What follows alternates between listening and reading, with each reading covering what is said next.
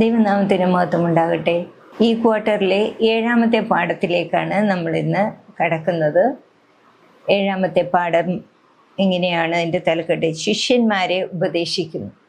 അത് 2 ഭാഗമായിട്ടാണ്. 7ാമത്തെ പാഠവും 8ാമത്തെ പാഠവും ഇത് രണ്ടും തന്നെയാണ് എൻ്റെ തലക്കെട്ട്. അപ്പോൾ ഈ ആഴ്ച നമ്മൾ അതിൻ്റെ ഭാഗം 1 പഠിക്കുന്നത്. അത് കഴിഞ്ഞ ആഴ്ചയിൽ നമ്മൾ മർക്കോസിൻ്റെ സുവിശേഷം 8ാം അധ്യായം 21 വരെയുള്ള വാക്യങ്ങളാണ് പഠിച്ചത്. അപ്പോൾ ഈ ആഴ്ചയിൽ നമ്മൾ മർക്കോസിൻ്റെ സുവിശേഷം 8ാം അധ്യായം 22 മുതൽ ഉള്ള വാക്യങ്ങൾ, പിന്നെ 39ാം അധ്യായവും നമ്മൾ ഈ ആഴ്ചയിൽ പഠിക്കുവാൻ ആരംഭിക്കുകയാണ്.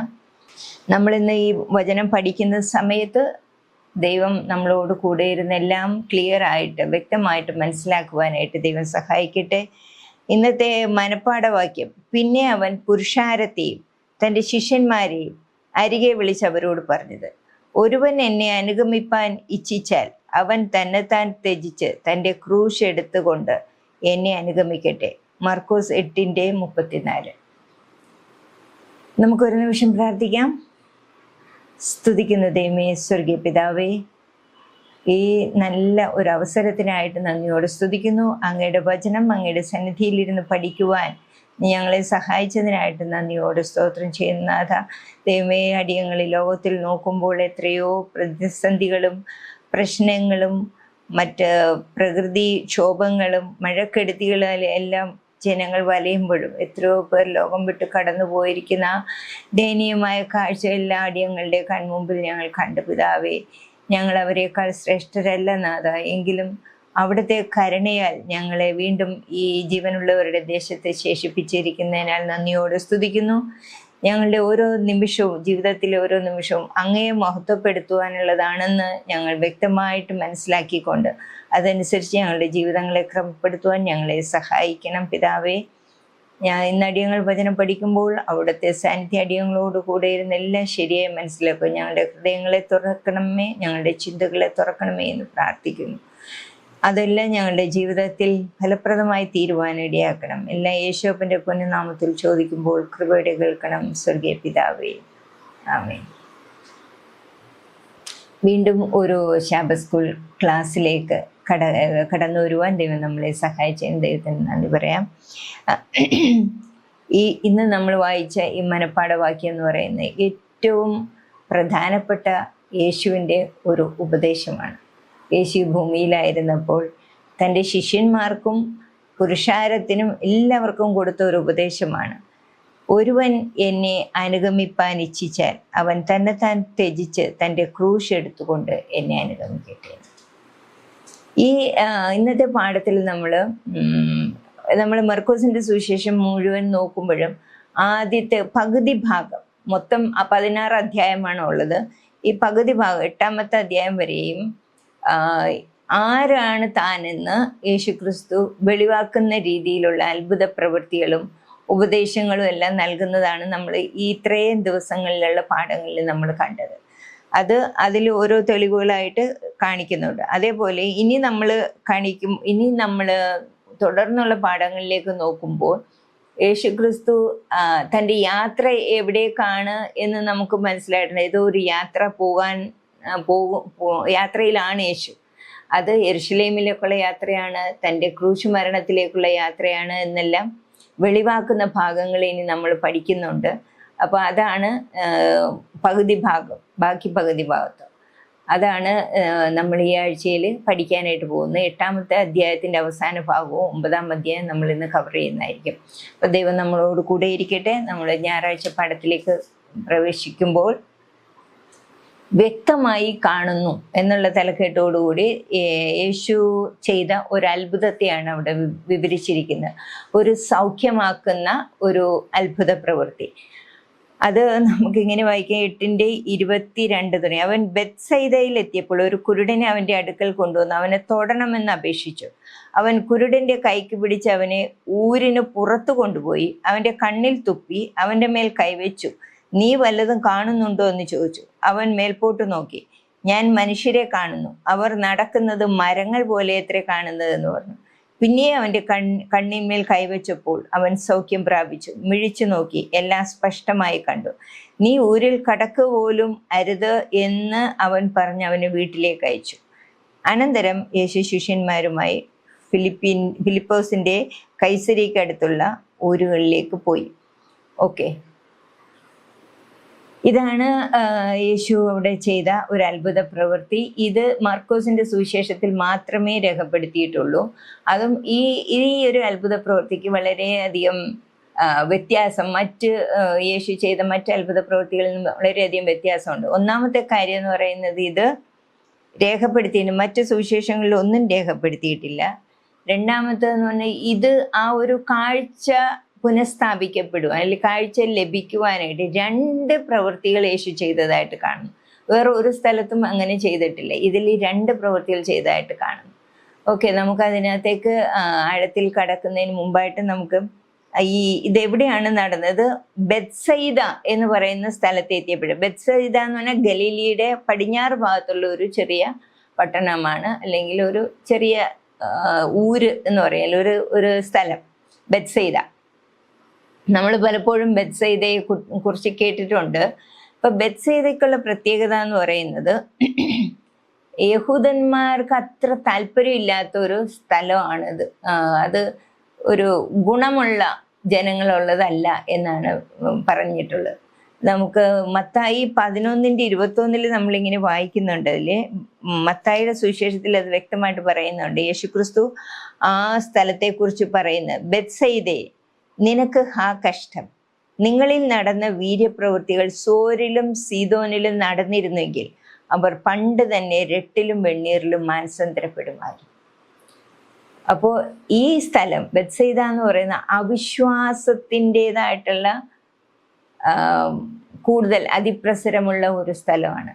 സോർ സീദോൻ എന്ന് പറയുന്നത് ജാതികളുടെ പ്രദേശങ്ങളാണ്. അപ്പോൾ അവിടെ ഈ ബെത്സയിദയിൽ താൻ ചെയ്ത അത്ഭുത പ്രവൃത്തികൾ അവിടെയാണ് ചെയ്തിരുന്നത്. അവരിപ്പോഴേ തന്നെ മാനസാന്തരപ്പെടുമായിരുന്നു, അതിൽ വിശ്വസിച്ചവർ മാനസാന്തരപ്പെടുമായിരുന്നു എന്നാണ് യേശുനാഥൻ പറയുന്നത്.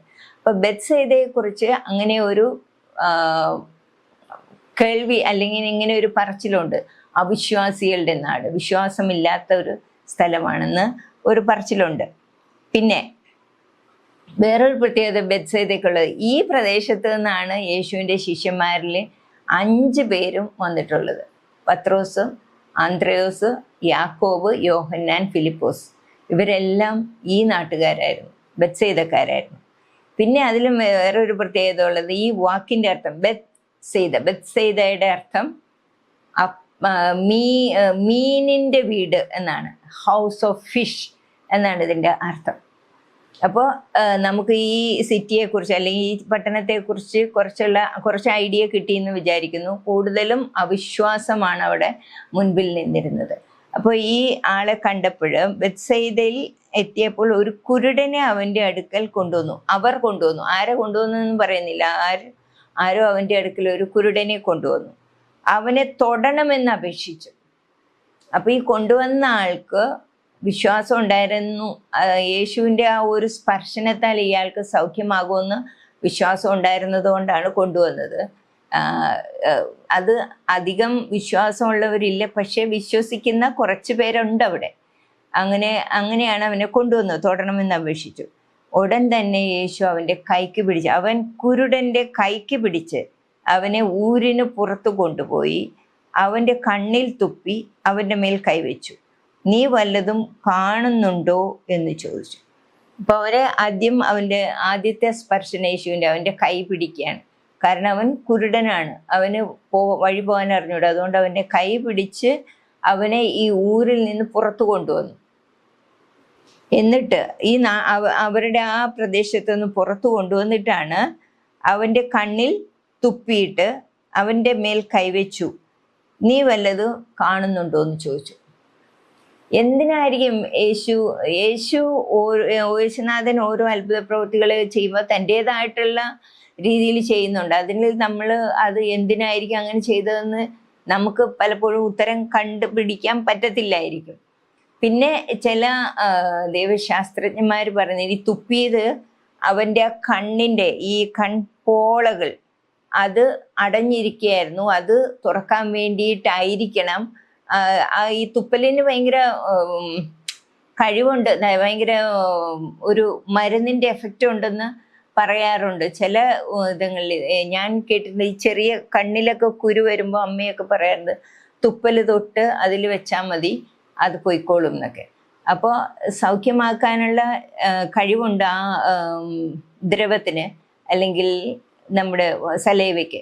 അപ്പൊ അങ്ങനെ ആയിരിക്കണം ചിലപ്പോൾ അത് തുപ്പിയിട്ട് അപ്പൊ കണ്ണിന്റെ കൺപോളകൾ അടഞ്ഞിരിക്കുന്നത് തുറക്കാനായിരിക്കാം എന്ന് തോന്നുന്നു. എന്നിട്ടാണ് ചോദിക്കുന്നത് നീ കാണുന്നുണ്ടോ, അപ്പോൾ അത് തുറന്നായിരിക്കും. അപ്പോൾ അവൻ കാണുന്നുണ്ടോ എന്ന് ചോദിക്കുന്നത്.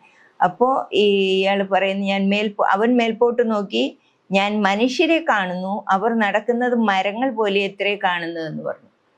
അപ്പോൾ എന്ന് വെച്ചാൽ ക്ലിയർ ആയിട്ടില്ല, വ്യക്തമായിട്ട് കാണാൻ പറ്റില്ല, മരങ്ങൾ നടക്കുന്ന പോലെ അവന് തോന്നുകയാണ് ചെയ്യുന്നത്. പിന്നെയും അവൻ്റെ കണ്ണിന്മേൽ കൈവച്ചു. അപ്പോൾ രണ്ടാമത്തെ ഒരു സ്പർശനം, അവൻ്റെ കണ്ണിന്മേൽ കൈവച്ചു. അപ്പോൾ അവൻ സൗഖ്യം പ്രാപിച്ചു, മിഴിച്ചു നോക്കി എല്ലാം സ്പഷ്ടമായി കണ്ടു എന്ന് പറഞ്ഞിട്ട്, നീ ഊരിൽ കടക്ക് പോലും അരുത് എന്ന് അവൻ പറഞ്ഞ് അവനെ വീട്ടിലേക്ക് അയച്ചു. അപ്പോൾ അവൻ ആ സ്ഥലത്തുള്ള ആളല്ലായിരിക്കാം. പിന്നെ അത് തന്നെയല്ല, അവിടെ അയാളെ പുറത്തു കൊണ്ടു എന്നിട്ടാണ് ഇത് നടത്തുന്നത്. കാരണം യേശു ചിലപ്പോൾ ആഗ്രഹിക്കുന്നുണ്ടായി, ഇനിയും ഇവരുടെ നാട്ടിൽ ഇനിയും ഞാൻ അത്ഭുത പ്രവൃത്തികൾ ചെയ്തിട്ട് ഒരു ഫലവുമില്ല, അതിന് മാത്രം ഞാൻ ഇവിടെ ചെയ്തിട്ടുണ്ട്. അതാണ് മത്തായിയുടെ സുവിശേഷത്തിൽ അങ്ങനെ പറയുന്നത്, ബെത്സയിദേ നിനക്ക് ഹാ കഷ്ടം, നിങ്ങളിൽ നടന്ന വീര്യപ്രവൃത്തികൾ സോരിലും സിദോനിലും നടന്നിരുന്നെങ്കിൽ അവർ പണ്ട് തന്നെ രട്ടിലും വെണ്ണിയിലും മാനസാന്തരപ്പെടുമായിരുന്നു. അപ്പൊ ഇനി ഒരു അത്ഭുത പ്രവൃത്തികൾക്ക് അവിടെ അത് കാണുവാൻ അവർ യോഗ്യരല്ല, അല്ലെങ്കിൽ അവർക്ക് അർഹതയില്ല എന്ന് ദൈവം യേശുനാഥൻ തീരുമാനിച്ചിരിക്കുക. അതുകൊണ്ടായിരിക്കും അയാളെ ഊരിന് പുറത്തു കൊണ്ടുപോയി അത് ചെയ്ത് തീർന്നിട്ടും പറയുന്നു, നീ ഇതിനകത്തേക്ക് കടക്കാതെ പൊയ്ക്കൊള്ളുക എന്നാണ് പറഞ്ഞത്. നീ ഊരിൽ കടക്കുക പോലും അരുത് എന്ന് പറഞ്ഞവനെ വീട്ടിലേക്ക് അയച്ചു. അപ്പൊ അവന്റെ വീട് ഈ ഊരിന്റെ പുറത്തായിരുന്നായിരിക്കും. അപ്പൊ ഇവിടെ ഈ രണ്ട് സ്പർശനം അത് കാണിക്കുന്നത് മറ്റൊന്നുമല്ല, നമുക്ക് ആത്മീയമായിട്ടുള്ളൊരു കാഴ്ചപ്പാട് അല്ലെ ഉൾക്കാഴ്ച ഉണ്ടാകണമെങ്കിൽ, ആത്മീയമായിട്ടുള്ള കാര്യങ്ങൾ ഗ്രഹിക്കണമെങ്കിൽ സമയം കുറച്ചെടുക്കും. അത് കാണിക്കാനായിട്ടാണത്. പെട്ടെന്ന് ഉടൻ തന്നെ നമുക്ക് അത് ലഭിക്കില്ല. കാരണം ഇനിയുള്ള യേശുവിൻ്റെ ഉപദേശങ്ങൾ ഗ്രഹിക്കുവാനായിട്ട് ശിഷ്യന്മാർക്ക് പോലും ഗ്രഹിക്കുവാൻ ഇച്ചിരി പ്രയാസമാണ്. അവരുടെ അപ്പോഴുള്ള ആ മനോഭാവവും അവരുടെ ചിന്താഗതികളും വെച്ച് നോക്കും, അതിനൊക്കെ വിരുദ്ധമായിട്ടുള്ള ഉപദേശങ്ങളായിരുന്നു യേശുവിന് കൊടുക്കാൻ പോകുന്നത് അവർക്ക്. അപ്പോൾ അത് അവർക്ക് മനസ്സിലാക്കാൻ, ഒരു ആത്മീയ കാഴ്ച നമുക്ക് ലഭിക്കണമെങ്കിൽ അതിന് കുറച്ച് സമയമെടുക്കും എന്ന് കാണിക്കാനായിട്ടാണ് ആ ഒറ്റ കൈതൊട്ടപ്പോഴേ അവൻ സൗഖ്യമാകാമായിരുന്നു. പക്ഷേ യേശു ക്രിസ്തു അത് രണ്ട് സ്പർശനത്തിലൂടെയാണ് അത് നടപ്പാക്കിയത്. അപ്പോൾ ഇതാണ് നമ്മൾ ഈ പാഠത്തിൽ നമുക്ക് പറയാനായിട്ട് ഉള്ളത്, ഈ പഠിക്കാനായിട്ടുള്ളത്, വ്യക്തമായി കാണുന്നു എന്നുള്ളത്. അപ്പം നമ്മളെ ഉൾക്കാഴ്ച, നമ്മൾ ഓരോ ദിവസവും വചനം പഠിക്കുമ്പോൾ ആ വചനത്തിൻ്റെ അർത്ഥം എന്താണെന്ന് ശരിയായി ഗ്രഹിക്കുവാനായിട്ട് പ്രാർത്ഥനയോടുകൂടെ പഠിക്കുകയും അത് ക്ലിയറായിട്ട് മനസ്സിലാക്കി തരുവാൻ നമ്മൾ ദൈവത്തോട് അപേക്ഷിക്കുകയും അത് വീണ്ടും വീണ്ടും വായിക്കുക. ഒരു പ്രാവശ്യം വായിക്കുമ്പോഴല്ല കിട്ടുന്നത്, വീണ്ടും അത് വായിക്കുമ്പോൾ കുറേ കൂടി അർത്ഥം തെളിഞ്ഞു വരുന്നതായിട്ട് നമുക്ക് തോന്നും. അങ്ങനെ ആത്മീയമായിട്ടുള്ള അർത്ഥം ഗ്രഹിക്കുവാൻ അത്ര എളുപ്പമല്ല, അതിന് സമയമെടുക്കുമെന്ന് കാണിക്കാനായിട്ട് കൂടെയാണ് ഇങ്ങനെ രണ്ട് തരത്തിലുള്ള സ്പർശനം ആ ഒരു അത്ഭുത പ്രവൃത്തി ചെയ്യുന്നതിന് യേശു നടത്തിയത്. ഈ അത്ഭുത പ്രവൃത്തി കഴിഞ്ഞിട്ട് അവർ പോകുമ്പോൾ ശിഷ്യന്മാരുമായി കൈസരിയിലെ അടുത്ത ഊരുകളിലേക്ക് പോകുമ്പോൾ വഴിയിൽ വെച്ച് ശിഷ്യന്മാരോട്, ജനങ്ങൾ എന്നെ ആരെന്ന് പറയുന്നു? നമ്മൾ പഠിച്ചതിൻ്റെ ഇൻട്രൊഡക്ഷനിൽ ഞാൻ പറഞ്ഞു, ഈ സുവിശേഷത്തിൻ്റെ ആദ്യത്തെ പകുതി ഭാഗം യേശുക്രിസ്തു ആരാണെന്ന് ഒന്നാമത്തെ വാക്യം തുടങ്ങി, ദൈവപുത്രനായ യേശുക്രിസ്തുവിൻ്റെ സുവിശേഷത്തിൻ്റെ ആരംഭം എന്ന് പറഞ്ഞാണ് മർക്കോസ് തുടങ്ങുന്നത്. അത് തുടങ്ങി ഈ 8-ാം അധ്യായം അവസാന ഭാഗത്തേക്ക് വരുമ്പോൾ യേശു നേരിട്ട് അവരോട് ചോദിക്കുകയാണ്. ഇതുവരെ അങ്ങനെ ചോദിച്ചിട്ടില്ല, അന്നാണ് ചോദിക്കുന്നത് ആദ്യമായിട്ട്. മനുഷ്യപുത്രൻ ആരെന്ന്, ജനങ്ങൾ എന്നെ ആരെന്ന് പറയുന്നു എന്ന് ചോദിച്ചു. യോഹന്നാൻ സ്നാപകൻ എന്ന് ചിലർ, ഏലിയാവെന്ന് ചിലർ, പ്രവാചകന്മാരിൽ ഒരുത്തുന്ന മറ്റു ചിലർ എന്നവർ ഉത്തരം പറഞ്ഞു. പലരും ഇങ്ങനെയൊക്കെ പറഞ്ഞു, പല ഉത്തരങ്ങൾ. അവൻ അവരോട്, എന്നാൽ നിങ്ങൾ എന്നെ ആരെന്ന് പറയുന്നു എന്ന് ചോദിച്ചതിന്, നീ ക്രിസ്തു ആകുന്നു എന്ന് പത്രോസ് ഉത്തരം പറഞ്ഞു. നമ്മൾ മത്തായിയുടെ സുവിശേഷം 16:16 ഇതേ സംഭവം തന്നെ നടക്കുകയാണ്. അപ്പോൾ പത്രോസ് പറയുന്നു, നീ ജീവനുള്ള ദൈവത്തിൻ്റെ പുത്രനായ ക്രിസ്തു എന്ന് പറഞ്ഞു. മർക്കോസിൻ്റെ സുവിശേഷത്തിൽ എല്ലാം ചുരുങ്ങിയ വാക്കുകളിലായിട്ടാണ് എല്ലാ കാര്യങ്ങളും രേഖപ്പെടുത്തിയിരുന്നത്. അപ്പോൾ ഇവിടെയും പത്രോസ് പറയുന്നത്, നീ ക്രിസ്തു ആകുന്നു എന്ന് പറഞ്ഞു. പിന്നെ തന്നെക്കുറിച്ച് ആരോടും പറയരുതെന്നവൻ ഖണ്ഡിതമായിട്ട് പറഞ്ഞു. ഈ സത്യം നിങ്ങളിപ്പോൾ ആരോടും വെളിപ്പെടുത്തരുത് എന്ന് യേശു അവരോട് പറയുകയാണ്. കാരണം പലപ്പോഴും നമ്മൾ പലരുമായിട്ട് സംസാരിക്കുമ്പോൾ ചില കാര്യങ്ങൾ അവർക്ക് ഗ്രഹിക്കാൻ കഴിയുന്ന രീതിയിലുള്ളത് മാത്രമേ നമ്മൾ പറയാൻ പാടുള്ളൂ. അങ്ങനെ തന്നെ യേശു ക്രിസ്തുവും ചെയ്തിട്ടുള്ളൂ. ഗ്രഹിക്കാൻ കഴിയുന്ന രീതിയിൽ നമ്മുടെ ആത്മീക വളർച്ച, അല്ലെങ്കിൽ നമ്മൾ ആരോട് സംസാരിക്കുന്ന അവരുടെ ആത്മീക വളർച്ച എത്രയോ ഉണ്ട് എന്നുള്ളത് നമുക്ക് സംസാരത്തിൽ മനസ്സിലാകും. അതനുസരിച്ചായിരിക്കണം നമ്മൾ ഓരോ കാര്യങ്ങളും വെളിപ്പെടുത്തേണ്ടത് എന്ന് നമ്മൾ ഇതിൽ നിന്നും പഠിക്കുന്നുണ്ട്.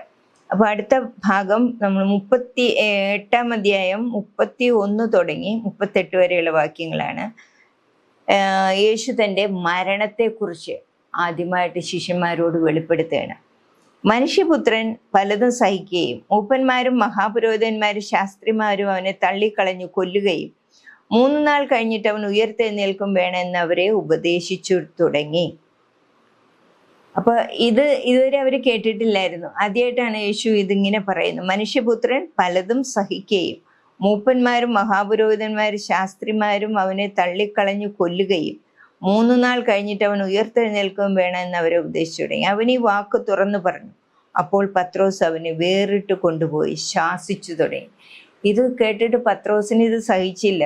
യേശു കൊല്ലുകയും 3-ാം നാൾ ഉയർത്തെഴുന്നേൽക്കുകയൊക്കെ മനുഷ്യപുത്രൻ പലതും സഹിക്കേണ്ടി വരുമെന്നൊക്കെ പറഞ്ഞപ്പോൾ പത്രോസിനത് സഹിച്ചില്ല. അതുകൊണ്ട് യേശുവിനെ മാറ്റി നിർത്തിയിട്ട് പത്രോസ് പറയുകയാണ്. പത്രോസ്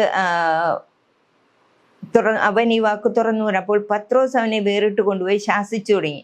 അവനോ തിരിഞ്ഞു, അയ്യോ അങ്ങനെ ആകരുത്, നിനക്ക് അങ്ങനെ പാടില്ല, അങ്ങനെ വരാൻ പാടില്ല എന്നെല്ലാം പത്രോസ് പറഞ്ഞു. അപ്പോൾ യേശു എന്താ ചെയ്തത്? അവനോ തിരിഞ്ഞു നോക്കി ശിഷ്യന്മാരെ കണ്ടിട്ട് പത്രോസിനെ ശാസിച്ചു, സാത്താനെ, എന്നെ വിട്ടുപോ, നീ ദൈവത്തിൻ്റെതല്ല മനുഷ്യരുടേതത്രേ കരുതുന്നത് എന്ന് പറഞ്ഞു. യേശുക്രിസ്തു ഈ ഭൂമിയിൽ വന്നത് ദൈവത്തിൻ്റെ സ്വഭാവം വെളിപ്പെടുത്തുവാനും ദൈവത്തിൻ്റെ രക്ഷാപദ്ധതി പൂർത്തീകരിക്കാനായിട്ടാണ്. ദൈവത്തിൻ്റെ ഹിതം മാത്രമാണത് ചെയ്തുകൊണ്ടിരുന്നത് യേശുക്രിസ്തു. അതുകൊണ്ട് യേശുവിന് ഇതിനെക്കുറിച്ച് യാതൊരു വ്യാകുലതകളും ഇല്ലായിരുന്നു, എനിക്കിനി എന്താണ് സംഭവിക്കാൻ പോകുന്നത് എന്നുള്ളതിനെക്കുറിച്ച്. പക്ഷെ പത്രോസ് അതിനെക്കുറിച്ചാണ് ചിന്തിച്ചുകൊണ്ടിരുന്നത്. അവൻ, നീ ദൈവത്തിൻ്റെതല്ല മനുഷ്യരുടേത് അത്ര നീ കരുതുന്നത് എന്ന് പറഞ്ഞ് യേശു അവനെ ശാസിച്ചു. പിന്നെ അവൻ പുരുഷാരത്തെയും തൻ്റെ ശിഷ്യന്മാരെയും അരികെ വിളിച്ച് 2 പേർക്കുമായിട്ടുള്ള ഉപദേശം, ശിഷ്യന്മാർക്ക് മാത്രമായിട്ടുള്ള ഉപദേശമല്ല, പുരുഷാരത്തെയും ശിഷ്യന്മാരെയും അരികെ വിളിച്ചിട്ട് പറയാണ്. എന്താ പറയുന്നത്? ഒരുവൻ എന്നെ അനുഗമിക്കുവാൻ ഇച്ഛിച്ചാൽ അവൻ തൻ്റെ ക്രൂശ് എടുത്തുകൊണ്ട് തന്നെത്താൻ എന്നെ അനുഗമിക്കാൻ അവൻ തന്നെത്താൻ ത്യജിച്ച് തൻ്റെ ക്രൂശ് എടുത്തുകൊണ്ട് എന്നെ അനുഗമിക്കട്ടെ എന്ന് പറഞ്ഞു. അപ്പോൾ ഇതാണ് നമ്മൾ മനപ്പാഠവാക്യത്തിലും പഠിച്ചത്. ഇത് തന്നെയായിരുന്നു. ഒരുത്തൻ എന്നെ അനുഗമിക്കാൻ ഇച്ഛിക്കുന്നെങ്കിൽ ക്രൂശ് എടുത്തിട്ട് എന്നെ അനുഗമിക്കട്ടെ. ആരെങ്കിലും തൻ്റെ ജീവനെ രക്ഷിക്കുവാൻ ഇച്ഛിച്ചാൽ അതിനെ കളയും. ആരെങ്കിലും എൻ്റെയും സുവിശേഷത്തിൻ്റെ നിമിത്തം തൻ്റെ ജീവനെ കളഞ്ഞാൽ അതിനെ രക്ഷിക്കും. ഒരു മനുഷ്യൻ സർവ്വലോകവും നേടിയിട്ടും തൻ്റെ ജീവനെ കളയുകയും ചെയ്താൽ അവന് എന്ത് പ്രയോജനം? അല്ല, തൻ്റെ ജീവന് വേണ്ടി മനുഷ്യൻ എന്തൊരു മറുവില കൊടുക്കും? ഇത് യേശുനാഥൻ്റെ ഏറ്റവും വലിയൊരു ഉപദേശമായിരുന്നത്. ഇത് ശരിക്കും പറഞ്ഞാൽ ഒരു ആള് യേശുവിനെ അനുഗമിക്കുവാൻ തീരുമാനിച്ചാൽ എന്ത് ചെയ്യണം എന്നുള്ളതാണ്. ഇത് നമ്മൾ യഹൂദന്മാരുടെ ടീച്ചിങ്സിൽ, അവരുടെ ഉപദേശത്തിൽ ഇത് തന്നെയുണ്ട്. ആരെങ്കിലും യഹൂദനാകാൻ ഇച്ഛിക്കുകയാണെങ്കിൽ എന്താ ചെയ്യേണ്ടത്? അപ്പോൾ അതിൽ ഒന്നാമത്തെ കണ്ടീഷൻ എന്ന് പറയുന്നത്, ഒരുവൻ ഇച്ഛിക്കണം, അവന് തന്നെ മനസ്സിൽ തോന്നണം എനിക്ക് ഒരു യഹൂദനായി തീരണം എന്നുള്ളത്. അതുപോലെ തന്നെയാണ് യേശു പറയുന്നത്, ഒരുവൻ എന്നെ അനുഗമിക്കാൻ ഇച്ഛിച്ചാൽ, യഹൂദനാകാനല്ല, എന്നെ അനുഗമിക്കാൻ, യേശുവിനെ അനുഗമിക്കാൻ ഇച്ഛിച്ചാൽ അവൻ എന്താണ് ചെയ്യേണ്ടത്? അവൻ തന്നെത്താൻ ത്യജിച്ച്. അപ്പോൾ ആദ്യം അവന് മനസ്സിൽ ആഗ്രഹം ഉണ്ടാകണം, യേശുവിനെ അനുഗമിക്കണം എന്നുള്ള ആഗ്രഹം ഉണ്ടായിരിക്കണം. അത് മറ്റൊരാളുടെ ഒരു പ്രേരണയാലോ മറ്റൊരാളുടെ ബലപ്രയോഗത്താലോ ഒന്നും അല്ല നമ്മൾ യേശുവിനെ അനുഗമിക്കേണ്ടത്. തന്നെത്താൻ നമ്മുടെ മനസ്സിൽ ആഗ്രഹം ഉണ്ടാകണം. പിന്നെ അവനുള്ള എല്ലാം ഉപേക്ഷിക്കണം. തന്നെത്താൻ ത്യജിച്ചെന്ന് പറയുന്നത്, നമുക്ക് ചില പ്രെജുഡീസസ് ഉണ്ട്. എന്ന് വെച്ചാൽ മുൻവിധികൾ. ഞാൻ ഇന്ന ആളാണ്, ഞാൻ മറ്റുള്ളവരെക്കാൾ ശ്രേഷ്ഠരാണ്, അല്ലെങ്കിൽ ഞാൻ ഒന്നുമല്ല, ഞാൻ ഏറ്റവും കുറഞ്ഞവനാണ്, മറ്റവരെയൊക്കെ വെച്ച് നോക്കുമ്പോൾ എനിക്കൊന്നുമില്ല. ഇങ്ങനെയുള്ള മുൻവിധികൾ ഒന്നും നമ്മുടെ എന്തെങ്കിലും ഉണ്ടെങ്കിൽ അതെല്ലാം നമ്മൾ ത്യജിക്കണം, തന്നെത്താൻ ത്യജിക്കണം. പിന്നെ നമ്മൾ നമ്മുടെ സ്വത്തിലോ നമ്മുടെ ധനത്തിലൊക്കെ നമ്മൾ അഹങ്കരിക്കുന്നവരാണെങ്കിൽ അതെല്ലാം നമ്മൾ മാറ്റണം. അതൊക്കെയാണ് നമ്മുടെ വിഗ്രഹങ്ങൾ. ദൈവത്തിനേക്കാളും കൂടുതൽ സ്ഥാനം നമ്മൾ എന്തിനെങ്കിലും കൊടുക്കുകയാണെങ്കിലോ അതിനെല്ലാം നമ്മൾ ഉപേക്ഷിക്കുക. അതാണ് തന്നെത്താൻ ത്യജിക്കുക എന്ന് പറയുന്നത്. അത് യഹൂദന്മാരുടെ ഇടയിലും അങ്ങനെ തന്നെ ഉണ്ടായിരുന്നു. അവർ നേരത്തെയുള്ള അവരുടെ മുൻവിധികളൊക്കെ മാറ്റിവെച്ചിട്ടായിരിക്കണം അവർ ഇതിലേക്ക് വരേണ്ടത് എന്നുള്ളതൊക്കെ. ദെൻ അടുത്തത് സബ്മിറ്റ് ടു ദ യോക്ക്. എന്താണ്? അവൻ തൻ്റെ ക്രൂശ് എടുത്തുകൊണ്ട് എന്നെ അനുഗമിക്കട്ടെ. തൻ്റെ ക്രൂശ് എടുത്തുകൊണ്ട് തന്നെ അനുഗമിക്കട്ടെ. തൻ്റെ ക്രൂശ് എന്ന് പറഞ്ഞാൽ തൻ്റെ ജീവിതത്തിൽ ഇനി ഉണ്ടാകാൻ പോകുന്ന എന്തൊക്കെയാണോ പ്രശ്നങ്ങൾ, അല്ലെങ്കിൽ ഇപ്പോഴുള്ള എല്ലാ പ്രശ്നങ്ങളും, അതെല്ലാം സഹിക്കാനായിട്ടുള്ള സഫറിങ്ങിൻ്റെ ഒരു അടയാളമാണ് ക്രൂശ് എന്ന് പറയുന്നത്. സഹനത്തിൻ്റെ അടയാളം. അത് നമ്മളെല്ലാം സഹിക്കാൻ തീരുമാനിച്ചുകൊണ്ട്, എല്ലാം സഹിച്ചുകൊണ്ടായിരിക്കണം നമ്മൾ മുന്നോട്ട് പോകേണ്ടത്. യേശുവിൻ്റെ ക്രൂശ് എടുക്കുക എന്ന് പറഞ്ഞ് തൻ്റെ ക്രൂശ് എടുത്തുകൊണ്ട് തനിക്ക് എന്താണോ ഉള്ളത്, എൻ്റെ സുവിശേഷത്തിൻ്റെ നിമിത്തം തന്നെത്താൻ ത്യജിച്ച് തൻ്റെ ക്രൂശും എടുത്തുകൊണ്ട് എന്നെ അനുഗമിക്കട്ടെ. എന്തൊക്കെ ത്യജിക്കാനുണ്ടോ അതെല്ലാം ത്യജിച്ചുകൊണ്ട് തൻ്റെ ജീവിതത്തിൽ സഹിക്കേണ്ടതായിട്ടുള്ള പലതും സഹിക്കാൻ, ഒത്തിരി പേരുടെ നിന്ന പരിഹാസം അതെല്ലാം ഏൽക്കേണ്ടി വരും. പിന്നെ ഈ ലോകത്തോടുള്ള ഇഷ്ടം മാറ്റിവെച്ച് നമ്മൾ ദൈവത്തെ മാത്രം സ്നേഹിക്കുമ്പോൾ പല പ്രശ്നങ്ങളും നമ്മുടെ ജീവിതത്തിലുണ്ടാകും. ഇതെല്ലാം സഹിക്കാൻ തയ്യാറായിട്ടായിരിക്കണം ഒരു ശിഷ്യനായി തീരേണ്ടത്, എന്നെ അനുഗമിക്കുക എന്ന് പറഞ്ഞാൽ അവൻ്റെ ശിഷ്യനായി തീരുക എന്നാണ്. അപ്പോൾ അതാണ് യേശു പറയുന്നത്. എന്നിട്ട് എന്നെ അനുഗമിക്കുക. അപ്പം ജീവിതകാലം മുഴുവനും നമ്മൾ അവൻ്റെ ഒരു അനുഗാമിയായിരിക്കുക, ഒരു ശിഷ്യനായി തീരുക. അതാണ് ശിഷ്യത്വത്തിൻ്റെ വില. നമ്മുടേതായിട്ടുള്ള നമ്മുടെ സെൽഫിനെ നമ്മൾ ത്യജിക്കണം. നമ്മുടെ സ്വയത്തെ നമ്മൾ ത്യജിച്ചുകൊണ്ടായിരിക്കണം യേശുക്രിസ്തുവിൻ്റെ അനുഗാമിയായി തീരേണ്ടത്. അത് പൗലോസ് ചെയ്തു. അപ്പോഴാണ് പൗലോസിന് ശരിക്കും സമാധാനത്തോടെ നല്ലൊരു ക്രിസ്ത്യാനിയായി തീരാനായിട്ട് സാധിച്ചത്.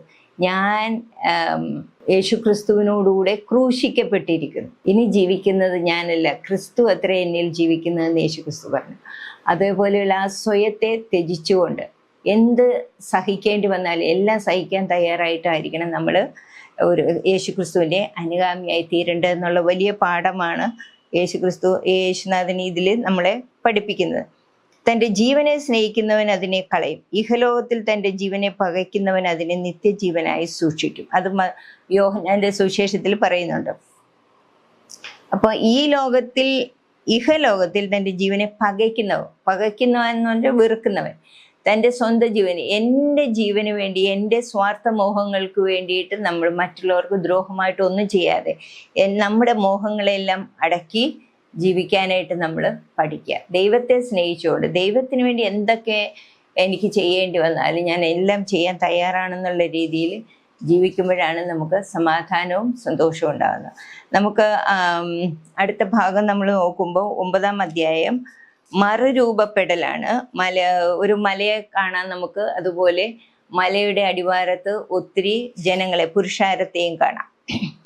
യോഹന്നാൻ 9-ാം അധ്യായം 1-13 വരെ. പിന്നെ അവൻ അവരോട്, ദൈവരാജ്യം ശക്തിയോടെ വരുന്നത് കാണുവോളം മരണം ആസ്വദിക്കാത്തവർ ചിലർ ഈ നിൽക്കുന്നവരിലുണ്ട് എന്ന് ഞാൻ സത്യമായിട്ട് നിങ്ങളോട് പറയുന്നു. 6 ദിവസം കഴിഞ്ഞ ശേഷം യേശു പത്രോസിനെയും യാക്കോബിനെയും യോഹന്നാനെയും കൂട്ടി ഒരു ഉയർന്ന മലയിലേക്ക് കൊണ്ടുപോയി അവരുടെ മുമ്പാകെ രൂപാന്തരപ്പെട്ടു. ഭൂമിയിൽ ഒരു അലക്കുകാരനും വെളുപ്പിക്കാൻ കഴിയാത്തവണ്ണം എൻ്റെ വസ്ത്രം അത്യന്തം വെളുപ്പായി തിളങ്ങി. അപ്പോൾ ഏലിയാവും മോശയും അവർക്ക് പ്രത്യക്ഷമായി യേശുവിനോട് സംഭാഷിച്ചുകൊണ്ടിരുന്നു. പത്രോസ് അവനോട്, റബി, നാം ഇവിടെ ഇരിക്കുന്നത് നല്ലത്. ഞങ്ങൾ 3 കുടിലുണ്ടാക്കട്ടെ, ഒന്ന് നിനക്കും, ഒന്ന് മോശയ്ക്കും, ഒന്ന് ഏലിയാവിനും എന്ന് പറഞ്ഞു. അപ്പോൾ ഇതാണ് ഈ മറുരൂപ മലയിലെ അനുഭവം. മറുരൂപ മല എന്നാണ് അറിയപ്പെടുന്നത്. മൗണ്ട് താബോർ എന്ന് പറയുന്നത് അത് തന്നെയാണ്. അവിടെ വെച്ചാണ് യേശു രൂപാന്തരം പ്രാപിച്ചത്.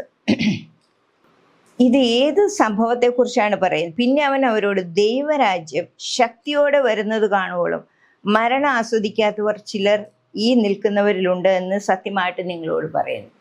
അപ്പോൾ ചിലർ പറയുന്നത് ദൈവരാജ്യം ശക്തിയോടെ വരുന്നത് ഈ സംഭവത്തിലാണ്, മറുരൂപപ്പെട്ട സമയത്ത്, രൂപാന്തരം പ്രാപിച്ച സമയത്ത്. അതാണ് യേശുവിൻ്റെ അവസ്ഥ, സ്വർഗത്തിലുള്ള അവസ്ഥ, അല്ലെ ദൈവരാജ്യം ശക്തിയോടെ വന്നത് അപ്പോഴാണെന്ന് പറയുന്നവരുണ്ട്. പക്ഷേ അത് ഈ വചനത്തിൽ ഇങ്ങനെ പറയുന്നത്, ഇത് ശക്തിയോടെ വരുന്നത് കാണുവോളം മരണം ആസ്വദിക്കാത്തവർ ചിലർ നിങ്ങളുടെ ഇടയിലുണ്ട്. അതപ്പോൾ അത് ഏതാണ് ദൈവരാജ്യ ശക്തിയോടെ വരുന്നത് എന്ന് പറയുന്നത്? കാരണം ഇവിടെ ഇപ്പോൾ 6 ദിവസം കഴിഞ്ഞിട്ടാണ് അവർ മലയിലേക്ക് പോകുന്നത്.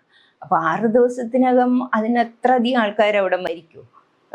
അത് ആ ശക്തിയോടെ വരുന്നത് കാണുവോളം മരണം ആസ്വദിക്കാത്തവർ നിങ്ങളുടെ ഇടയിലുണ്ട്.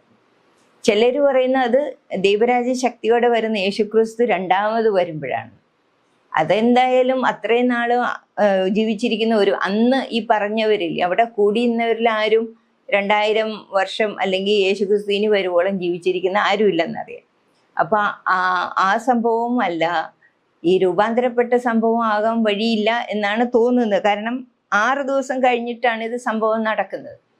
പക്ഷേ നമുക്ക് വേറൊരു കാര്യം അനുമാനിക്കാവുന്നത് ഇതാണ്, ദൈവരാജ്യം ശക്തിയോടെ വരിക.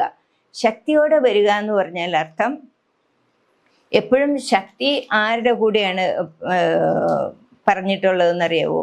ശക്തി എന്ന് പറയുന്നത് ദൈവത്തിൻ്റെ പരിശുദ്ധാത്മാവിൻ്റെ പ്രവർത്തനത്തിലെയാണ് ശക്തി എന്ന് പറയുന്നത്. ദൈവത്തിൻ്റെ ആത്മാവ് വരുമ്പോൾ, ഇവിടെ അപ്പോസ്തല പ്രവൃത്തികൾ 1:8 പറയുന്നു, എന്നാൽ പരിശുദ്ധാത്മാവ് നിങ്ങളുടെ വരുമ്പോൾ നിങ്ങൾ ശക്തി ലഭിച്ചിട്ട് യെരുശലേമിലും യഹൂദയിലും എല്ലായിടത്തും ശമര്യയിലും ഭൂമിയുടെ അറ്റത്തോളം എൻ്റെ സാക്ഷികളാകും എന്ന് പറഞ്ഞു. അപ്പോൾ പരിശുദ്ധാത്മാവ് വരുമ്പോഴാണ്, അല്ലെങ്കിൽ യേശുവിൻ്റെ ആത്മാവ് വരുമ്പോഴാണ് നമ്മൾ കൂടുതൽ ശക്തി പ്രാപിക്കുന്നത്. അത് യുദ്ധം ചെയ്യാനുള്ള ശക്തിയല്ല, ഒരു തരത്തിലുള്ള യുദ്ധം തന്നെ, നമ്മൾ പിശാചിനോട് എതിർത്ത് നിൽക്കാനുള്ള ശക്തി. നമ്മുടെ കഴിവിൽ നമുക്കത് സാധിക്കത്തില്ല, നമ്മുടെ സ്വന്തം ശക്തിയിൽ പറ്റത്തില്ല. ദൈവത്തിൻ്റെ വചനം പറയുന്നത്, ബലവാൻ തൻ്റെ അരമന കെട്ടി തൻ്റെ കൊള്ള മുതലുകൾ സൂക്ഷിക്കുമ്പോൾ അതിൽ നിന്ന് ആർക്കും രക്ഷപ്പെടാൻ പറ്റില്ല. പക്ഷെ അതിനേക്കാൾ ബലവാനായവൻ വന്ന് ആണ് അവനെ തോൽപ്പിച്ച് അവനെ വിടുവിക്കുന്നത് എന്ന് നമ്മൾ ലൂക്കോസിൻ്റെ സുവിശേഷത്തിലും മത്തായിയുടെ സുവിശേഷത്തിലും മർക്കോസിൻ്റെ സുവിശേഷത്തിലൊക്കെ, മർക്കോസിൻ്റെ നമ്മളത് പഠിച്ചു കഴിഞ്ഞു. അപ്പോൾ നമുക്ക് നമ്മുടെ പവറിനേക്കാൾ, നമുക്കുള്ള ശക്തിയേക്കാൾ വലിയൊരു ശക്തി ആവശ്യമുണ്ട്. അതാണ് ദൈവത്തിൻ്റെ ആത്മാവ് വന്നപ്പോൾ നമുക്ക് സംഭവിച്ചത്. അതിനെക്കുറിച്ചായിരിക്കണം ഇത് പറഞ്ഞ. അതാണ് ദൈവരാജ്യം ശക്തിയോടെ വരുന്നത് കാണുന്നത്. ദൈവത്തിൻ്റെ ആത്മാവിനെ അന്ന് ദൈവം വർഷിച്ചപ്പോൾ അത് ദൈവരാജ്യം ഫുള്ള് നമുക്ക് തന്നതായിട്ടായിരുന്നു അവിടെ. അതിനേക്കാൾ ഉപരിയായിട്ടുള്ള ഒരു ശക്തിയും നമുക്കിനി തരാനില്ല സ്വർഗത്തിൽ നിന്ന്. അതാണ് അവിടെ സംഭവിച്ചത്. അതായിരിക്കണം യേശുക്രിസ്തു പറഞ്ഞത്, ദൈവരാജ്യ ശക്തിയോടെ വരുന്നത് കാണുവോളം മരണം ആസ്വദിക്കാത്തവർ നമ്മുടെ ഇടയിലുണ്ട്. പിന്നെയും യേശുക്രിസ്തു മരിച്ചത് 33.5 വയസ്സിൽ. അത് കഴിഞ്ഞ് പിന്നെ 50 ദിവസം കഴിഞ്ഞിട്ടാണ് പെന്തക്കോസ്ത് നാൾ ഉണ്ടാകുന്നത്. അപ്പോൾ അത്രയും നാൾ, അപ്പോൾ പലർക്കും, ഈ നിൽക്കുന്നവരിൽ പലർക്കും അന്ന് ദൈവരാജ്യം സ്വർഗത്തിൽ നിന്ന് ദൈവത്തിൻ്റെ ആത്മാവിനെ അയക്കുന്നത് കാണാൻ പറ്റുന്ന കുറേ പേര് ഇവിടെ ഉണ്ട് എന്ന് പറഞ്ഞതിൻ്റെ അർത്ഥം അതായിരിക്കണം. ആ സമയത്ത് രൂപാന്തരപ്പെട്ടപ്പോൾ എന്താണ് സംഭവിച്ചത്? ഒരു അലക്കുവാനും വെളുപ്പിക്കാൻ പറ്റാത്ത അത്രയും ബ്രൈറ്റ് ആയിരുന്നു യേശുക്രിസ്തുവിൻ്റെ വസ്ത്രം. എന്ന് പറഞ്ഞാൽ യേശുക്രിസ്തുവിൻ്റെ തേജസ്സിനെയാണ് അത് കാണിക്കുന്നത്. നമ്മൾ വസ്ത്രത്തെക്കുറിച്ച് പഠിക്കുമ്പോൾ ഒത്തിരി കാര്യങ്ങൾ പഠിക്കാനുണ്ട്. അപ്പോൾ ദൈവത്തിന് ഒരു വസ്ത്രം ഉണ്ടായിരുന്നു, ആ വസ്ത്രമുണ്ട്. ആ വസ്ത്രം തന്നെ ആദിമാതാപിതാക്കൾക്ക് ആദാമിനും ഹവ്വയ്ക്കും കൊടുത്തിരുന്നു. അതുകൊണ്ട് അവർ നഗ്നരായിട്ട് അവർക്ക് ലജ്ജ തോന്നിയില്ല. പക്ഷെ പിന്നീട് അവരുടെ പാപത്തിന് ശേഷം അവരുടെ ആ വസ്ത്രമെല്ലാം അവരിൽ നിന്ന് നഷ്ടപ്പെട്ടു. അതാണ് ദൈവത്തിൻ്റെ തേജസ് എന്ന് പറയുന്ന വസ്ത്രം. തേജസ് എന്ന് പറഞ്ഞാൽ ദൈവത്തിൻ്റെ പ്യുവർ സ്വഭാവം, ഒരു കറയും കളങ്കവും ഇല്ലാത്ത ആ സ്വഭാവത്തെയാണ് ആ വസ്ത്രം കൊണ്ട് സൂചിപ്പിക്കുന്നത്. അതാണ് യേശുവിനും ആ മറുരൂപം മലയിൽ കണ്ടപ്പോൾ യേശുവിനും അതേ വസ്ത്രം തന്നെയായിരുന്നു. യേശുവിൻ്റെ സ്വഭാവത്തെ അല്ലെങ്കിൽ ജീവിതത്തെയാണ് അവിടെ എടുത്തു കാണിക്കുന്നത്. ഒരു ചിന്തയിൽ പോലും തെറ്റ് ചെയ്യാത്ത യേശുവിൻ്റെ ജീവിതത്തെയാണ് അവിടെ കാണിക്കുന്നത്. പക്ഷേ യേശുവിനോടുകൂടി ഏലിയാവും മോശയും ഉണ്ടായിരുന്നു. നമ്മൾ നോക്കുമ്പോൾ ഏലിയാവിനെ യേശുക്രിസ്തു എപ്പോഴും പറഞ്ഞിട്ടുള്ള ഇതാണ്, ഞാൻ ന്യായപ്രമാണത്തെയോ പ്രവാചകന്മാരെയോ നീക്കാനല്ല നിവർത്തിപ്പാനാണ് വന്നത്. അപ്പോൾ ന്യായപ്രമാണത്തിൻ്റെ പ്രതിനിധിയായ മോശയെയും പ്രവാചകന്മാരുടെ പ്രതിനിധിയായ ഏലിയാവിനെ അവിടെ കാണുന്നു. ഇവർ രണ്ടുപേരെ നീക്കാനല്ല ഞാൻ വന്നത്, പിന്നെ ഇതിനെ വന്നത് അവരുടെ പുസ്തകങ്ങളിൽ എന്താണോ എന്നെക്കുറിച്ച് എഴുതിയിരിക്കുന്നത് അത് നിവർത്തിക്കാനായിട്ടാണ് ഞാൻ വന്നത് എന്ന് യേശു മത്തായിയുടെ സുവിശേഷത്തിൽ പറയുന്നുണ്ട്. അപ്പോൾ ഇവിടെ അവർ രണ്ടുപേരെയാണ് നമ്മൾ കാണുന്നത് യേശുവിനോടൊപ്പം. അപ്പോൾ പത്രോസിന് ഒരാഗ്രഹം എന്താണ്? നമുക്ക് 3 കുടിലുണ്ടാക്കി ഇവരെല്ലാവരും നമ്മുടെ കൂടെ വസിക്കട്ടെ എന്ന്. പക്ഷെ പിതാവ് ആഗ്രഹിച്ചത് പിന്നെ ഒരു മേഘം വന്ന് അവരുടെ മേൽ വീണു. അതാണ് പത്രോസ് കാണുന്നത്. അവനിങ്ങനെ ഒരു ആഗ്രഹം പറഞ്ഞപ്പോൾ, പക്ഷെ പിതാവ് ആഗ്രഹിച്ചത് അവരല്ല നിങ്ങൾ നോക്കേണ്ടത്, ഇവൻ എൻ്റെ പ്രിയപുത്രൻ, ഇവന് ചെവി കൊടുക്കുവിൻ എന്ന് ഇവന് ചെവി കൊടുക്കുവിൻ എന്ന് മേഘത്തിൽ നിന്ന് ഒരു ശബ്ദമുണ്ടായി. നമ്മൾ ശ്രദ്ധിക്കേണ്ടത്, നമ്മൾ നോക്കേണ്ടത് ആ ന്യായപ്രമാണവും പ്രവാചകന്മാരും പൂർത്തീകരിച്ച കംപ്ലീറ്റ് ആയ ആ ഒരു മനുഷ്യനെയാണ് നോക്കേണ്ടത്. അവനാണ് നമ്മുടെ രക്ഷയ്ക്ക് വേണ്ടി, നമ്മളെ രക്ഷിക്കാനായിട്ട് വന്ന നമ്മുടെ രക്ഷകൻ. അതാണ് ദൈവം ഈ ഇതിലൂടെ വെളിപ്പെടുത്തുന്നത്. അപ്പോൾ അവർ അങ്ങനെ തർക്കിച്ചു. മരിച്ചവരിൽ നിന്ന് തിരിച്ച് മലയിൽ നിന്ന് ഇറങ്ങുമ്പോൾ യേശു പറഞ്ഞു, മനുഷ്യപുത്രൻ മരിച്ചവരിൽ നിന്ന് എഴുന്നേറ്റിട്ടില്ലാതെ ഈ കണ്ടത് ആരോടും അറിയിക്കരുതെന്ന് അവൻ അവരോട് കൽപ്പിച്ചു. അപ്പോഴും അവർ ചോദിക്കും, മരിച്ചവരിൽ നിന്ന് എഴുന്നേൽക്കുക എന്നാൽ എന്താണെന്ന്. അപ്പം അതിനു മുമ്പ് യേശുക്രിസ്തു അവരോട് പറഞ്ഞു, ഞാൻ യെരൂശലേമിൽ പോകും, മനുഷ്യപുത്രൻ പലതും സഹിക്കും, മൂപ്പന്മാരും പുരോഹിതന്മാരും ശാസ്ത്രിമാരും തള്ളിക്കളഞ്ഞ് കൊല്ലുകയും 3-ാം നാൾ ഉയർത്തെഴുന്നേൽക്കുകയും ചെയ്യുമെന്ന് പറഞ്ഞു. എന്നിട്ടും ഇപ്പോഴും അവർ ചോദിക്കുകയാണ്, അതെന്താണത്, അങ്ങനെ പറയുന്നത് എന്താണ് എന്ന് ചോദിക്കുകയാണ്. ഏലിയാവ് മുമ്പേ വരേണ്ടതെന്ന് ശാസ്ത്രിമാർ വാദിക്കുന്നത് എന്ത് എന്ന് ചോദിച്ചു. അപ്പോഴാണ് യേശു പറഞ്ഞത്, ഏലിയാവ് മുമ്പേ വരേണ്ടതിന് തന്നെ, ഞാൻ വരുന്നതിന് മുമ്പേ ഏലിയാവ് വന്നു കഴിഞ്ഞു. യേശു സ്നാപക കുറിച്ചാണ് അവർക്ക് അതോടെ വെളിപ്പെടുത്തി കൊടുക്കുന്നത്. ഇനി അവർ പുരുഷാരത്തെ കാണുന്നത് താഴേക്ക് വരുമ്പോൾ എന്താണ്? ശിഷ്യന്മാരുടെ ശക്തിഹീനതയാണ് അവിടെ കാണുന്നത്. ഒരു മനുഷ്യൻ പുരുഷാരം അവനെ കണ്ട ഉടനെ ഭ്രമിച്ച് ഓടി വന്ന് അവനെ വന്ദിച്ചു. വലിയ പുരുഷാരം ശാസ്ത്രിമാരുമായിട്ട് തർക്കിക്കുന്നത് കണ്ടപ്പോൾ അവൻ അവരോട്, നിങ്ങൾ അവരുമായി തർക്കിക്കുന്നത് എന്ത് എന്ന് ചോദിച്ചു. പുരുഷാരത്തിൽ ഒരുത്തൻ, ഊമനായ ആത്മാവുള്ള എൻ്റെ മകന് ഞാൻ നിന്റെ അടുക്കൽ കൊണ്ടുവന്നു, അതവനെ എവിടെ വെച്ച് പിടിച്ചാലും തള്ളിയിടുന്നു, അവൻ ഉരച്ച് പല്ല് കടിച്ച് വരണ്ടു പോകുന്നു, അതിനെ പുറത്താക്കേണ്ടതിനെ ഞാൻ നിന്റെ ശിഷ്യന്മാരോട് പറഞ്ഞിട്ട് അവർക്ക് കഴിഞ്ഞില്ല എന്ന് ഉത്തരം പറഞ്ഞു. അവൻ അവരോട്, അവിശ്വാസമുള്ള തലമുറയെ എത്രത്തോളം ഞാൻ നിങ്ങളുടെ കൂടെ ഇരിക്കുക, എത്രത്തോളം പൊറുക്കും. എന്നിട്ട് അവനെ എൻ്റെ അടുക്കൽ കൊണ്ടുവരാൻ പറഞ്ഞു. ഉടനെ ഈ അപ്പൻ അവനെ അവൻ്റെ അടുക്കൽ കൊണ്ടുവന്നു. അപ്പോൾ യേശു അവൻ്റെ അടുത്ത് ചോദിക്കുകയാണ്, ഇതെന്ന് തുടങ്ങിയാണ് ഈ രോഗം അവനുണ്ടാകുന്നത്? അപ്പോൾ അപ്പം പറഞ്ഞു, ഇത് ചെറുപ്പം മുതലേ ഇവനുള്ളതാണ്, ഇവനിങ്ങനെയൊക്കെ ആയിരുന്നു, അവൻ്റെ ജീവിതം മുഴുവനും ഇങ്ങനെയായിരുന്നു നടന്നത്. അപ്പോൾ അതെല്ലാം ഈ ഫാദർ അപ്പം വിവരിച്ചു കഴിഞ്ഞിട്ട് ഒരു കാര്യം പറയുന്നുണ്ട്, നിന്നാൽ വല്ലതും കഴിയുമെങ്കിൽ മനസ്സലിഞ്ഞ് ഞങ്ങളെ സഹായിക്കണമേ.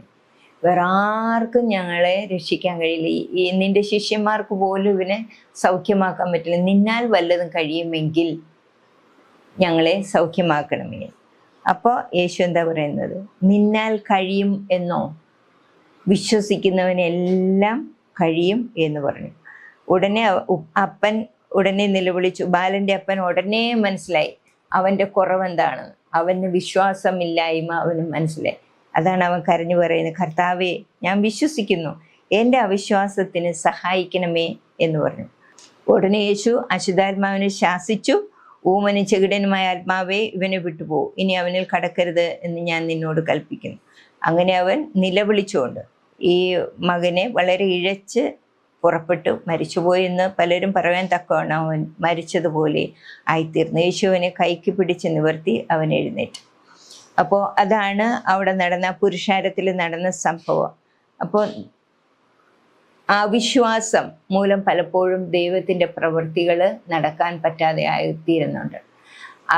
ആ ബെത്സൈദ എന്ന് പറയുന്ന ആ പട്ടണത്തിൻ്റെ തന്നെ പ്രശ്നം അതായിരുന്നു, അവിശ്വാസം. അതേപോലെ ഈ വന്ന മനുഷ്യനും അവിശ്വാസം അവനിലുണ്ടായിരുന്നു. അതാണ് യേശു അങ്ങനെ പറഞ്ഞത്. അപ്പോഴേ തന്നെ അവൻ്റെത് ഹൃദയത്തിൽ നിന്ന് അത് മാറി. ഉടനെ തന്നെ അവന് സൗഖ്യം പ്രാപിക്കുകയും ചെയ്തു. അടുത്ത ഭാഗത്തേക്ക് നമ്മൾ കടക്കുമ്പോൾ ആരാണ് വലിയവൻ? 30-ാമത്തെ വാക്യം തുടങ്ങി, 9-ാം അധ്യായം 30-ാമത്തെ വാക്യം തുടങ്ങി വായിക്കാം. അവിടെ നിന്ന് അവർ പുറപ്പെട്ട് ഗലീലയിൽ കൂടി സഞ്ചരിച്ചു. അതാരും അറിയരുതെന്ന് അവൻ ഇച്ഛിച്ചു. ഈ ഒരു അത്ഭുത പ്രവൃത്തി ആരും അറിയരുതെന്ന് അവൻ ഇച്ഛിച്ചു. അവൻ തൻ്റെ ശിഷ്യന്മാരെ പഠിപ്പിച്ച് അവരോട്, ഇപ്പൊ വീണ്ടും തൻ്റെ ശിഷ്യന്മാരോട് ഉപദേശിക്കുകയാണ്. മനുഷ്യപുത്രൻ മനുഷ്യരുടെ കയ്യിൽ ഏൽപ്പിക്കപ്പെടും, അവർ അവനെ കൊല്ലും, 3 നാൾ കഴിഞ്ഞ ശേഷം അവൻ ഉയർത്തെഴുന്നേൽക്കും. ആ വാക്ക് അവർ ഗ്രഹിച്ചില്ല, അവനോട് ചോദിക്കുവാനോ ഭയപ്പെട്ടു. അപ്പൊ ഇത് 2-ാമത്തെ പ്രാവശ്യം യേശു ക്രിസ്തു പറയും തൻ്റെ മരണത്തെക്കുറിച്ച് ഇവർക്ക് മുന്നറിയിപ്പ് നൽകുകയാണ്. ഇവിടെ പറഞ്ഞിരിക്കുന്ന മനുഷ്യപുത്രൻ മനുഷ്യരുടെ കയ്യിൽ ഏൽപ്പിക്കപ്പെടും. ആരോ അവനെ അവരുടെ കയ്യിൽ ഏൽപ്പിക്കും എന്ന് പറഞ്ഞാൽ യേശുവിനെ ഒറ്റിക്കൊടുത്ത് യഹൂദന്മാരുടെ കയ്യിൽ ഏൽപ്പിക്കുന്ന ഒരാൾ മനുഷ്യരുടെ കയ്യിൽ ഏൽപ്പിക്കപ്പെടും, അവർ അവനെ കൊല്ലും, 3 നാൾ കഴിഞ്ഞ ശേഷം ഉയർത്തെഴുന്നേൽക്കും. അപ്പൊ 2-ാമത്തെ പ്രാവശ്യം അവരോട് തൻ്റെ അവസാനത്തെ കാര്യം പറയുകയാണ്. പിന്നെ അവൻ കഫർന്നഹൂമിൽ വന്ന് വീട്ടിലിരിക്കുമ്പോൾ എന്തിനാണ് അപ്പോൾ അവർ നടന്നു പോവാണ് കഫർന്നഹൂമിലേക്ക്. അപ്പോൾ ആ സമയത്ത് ശിഷ്യന്മാർ തമ്മിൽ എന്തോ കാര്യത്തെക്കുറിച്ച് വാദിച്ചിരുന്നു. അത് യേശു കേട്ടിട്ടില്ലെന്നാണ് അവർ വിചാരിച്ചിരുന്നത്. പക്ഷെ ചെന്നപ്പോൾ യേശു ചോദിച്ചു, കഫർന്നഹൂമിൽ തൻ്റെ വീട്ടിലെത്തിയപ്പോൾ ചോദിച്ചു. അപ്പോഴാണ് അവർ പറഞ്ഞത്, അവർക്കത് തുറന്നു പറയാൻ മടിയായിരുന്നു. അപ്പോൾ യേശു അത് കേട്ടിരുന്നു. അതുകൊണ്ട് യേശു അവരെ ഈ 12 പേരെ അടുത്ത് വിളിച്ചിട്ട് അവർക്ക് കൊടുക്കുന്ന ഉപദേശമാണ്, ഒരുവൻ മുൻപനാകാൻ ഇച്ഛിച്ചാൽ എല്ലാവരിലും ഒടുക്കത്തവനും എല്ലാവർക്കും ശുശ്രൂഷകനും ആകണം. അപ്പൊ ഇവർ വാദിച്ചത് എന്താണ്? തങ്ങളുടെ ഇടയിൽ വലിയവൻ ആര് എന്നാണ് വാദിച്ചത്. പത്രോസാണോ? കാരണം അവർക്ക് ഒരു ഇതുണ്ടായിരുന്നു, യേശു മറുരൂപമലയിൽ പോയപ്പോഴും ഈ 3 പേരെ കൊണ്ടുപോയുള്ളൂ, പത്രോസ്, യോഹന്നാൻ, യാക്കോബ്. അപ്പൊ ബാക്കി 9 പേരും ഇവിടെ താഴെ നിൽക്കുകയായിരുന്നു പുരുഷാരത്തിൽ. അപ്പൊ അതുകൊണ്ടൊക്കെ ആയിരിക്കാം ഇങ്ങനെ ഒരു ചിന്ത, നമ്മുടെ ഇടയിൽ ആരാണ് വലിയവൻ എന്നുള്ള ചിന്ത. അപ്പോഴാണ് യേശു പറയുന്നത്, മുമ്പനാകാൻ ഇച്ഛിച്ചാൽ അവൻ എല്ലാവരിലും ഒടുക്കത്തവനും എല്ലാവർക്കും ശുശ്രൂഷകനും ആകണം.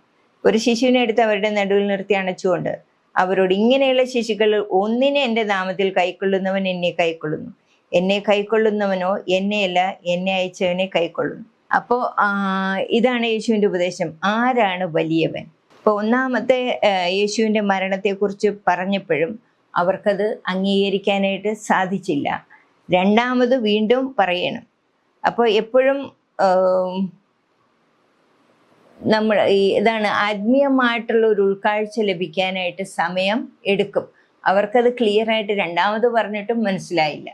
അപ്പോഴാണ് പിന്നെ യേശുക്രിസ്തു ഇത് പറയുന്നത്, എന്താണ്, എങ്ങനെയാണ് ഒരാൾ വലുതാകുന്നത്, പ്രത്യേകിച്ച് ദൈവരാജ്യത്തിൽ അല്ലെ യേശുവിൻ്റെ മക്കൾ എന്ന നിലയിൽ, യേശുവിൻ്റെ ശിഷ്യന്മാരെന്ന നിലയിൽ നമ്മളെപ്പോഴും വലിയവനാകാൻ ഇച്ഛിക്കുന്നെങ്കിൽ നമ്മൾ എന്താ ചെയ്യേണ്ടത്? എല്ലാവരിലും ഒടുക്കത്തവൻ. നമ്മളൊരു സ്ഥലത്ത് ഒരു വിരുന്നിന് പോയാൽ ഏറ്റവും മുമ്പിൽ കയറിയിരിക്കാതെ പുറയിൽ ചെന്നിരിക്കണം എന്നാണ് യേശു പഠിപ്പിച്ചത്.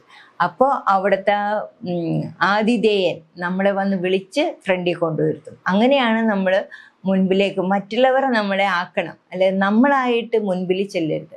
അതുപോലെ എല്ലാവരുടെയും ലീഡറാകാൻ ആഗ്രഹിക്കും. നമ്മൾ അവർക്ക് സെർവ് ചെയ്യുന്നവരായിരിക്കണം, അവരെ സേവിക്കുന്നവരായി തീരണം.